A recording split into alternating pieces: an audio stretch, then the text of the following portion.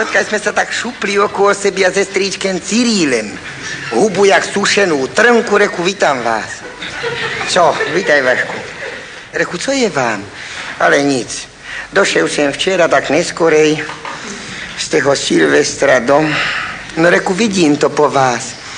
Človeče, ja som na ten kandál horší. Reku, co sa vám stalo teda?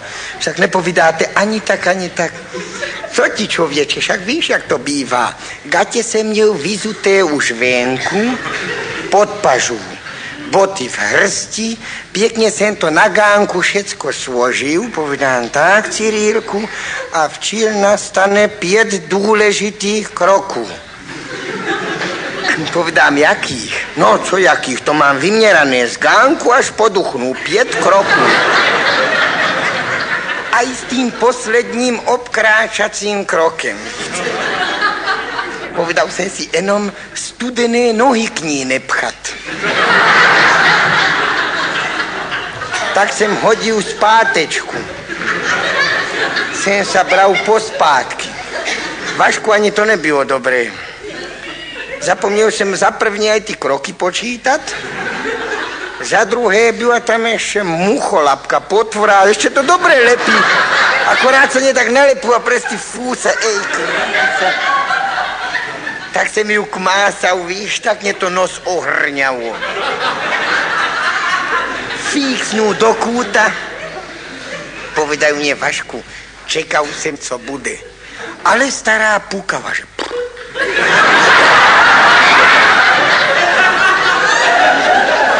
Tak jsem sa... Povedajú mě, tak jsem sa tichúčko kradem jak kocúr. Ale Vašku, když si dáváš veliký pozor, povedajú mě, strýček Cyril, právě sa ti něco stane takého. Nevím, který to by už krok, presně si to neměrkuju, jestli ten 4. nebo ten 5. Máme tam, víš, ten podnos, co jsou na ten ty květináče, nevím, kde to ta moja naštrabočila. Jak jsem tak opatrno sa šúchal podél tých postelí, škrk do toho. To všetko dolu aj s týma muškátama, taký škrabot. Ešte odkáci kocúrisko škrkal. A už byl ve ventilátori. Tak s tým zamigloval. Povedal mne, Vašku, jenom som sa ti pričápil tak na všetky 4, lebo už som videl proti oknu, jak sa stará zdvíhá s duchem. Moja je teda persona snadno znatelná aj potne.